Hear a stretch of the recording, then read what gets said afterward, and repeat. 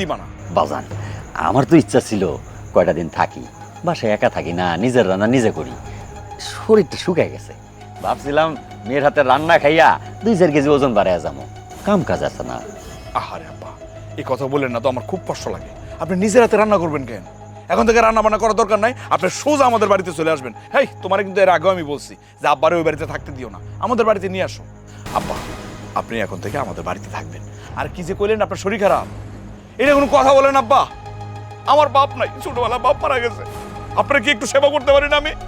আপনি কালকেই হচ্ছে ডাক্তারের কাছে যাবেন। এই, কালকে আমি অফিসে থাকলে আব্বার ডাক্তারের কাছে নিয়ে যাবে, ঠিক আছে? আব্বা, আপনার যখন যা লাগে খালি আমারে বলবেন। ওষুধ লাগুক, জামা কাপড় লাগুক, টাকা পয়সা লাগবে, খালি আমারে বলবেন আব্বা, আমি দেবো। আপনি আমার বাপ না? খান খান আলহামদুলিল্লাহ। খান খান, শেষ করেন আপনি।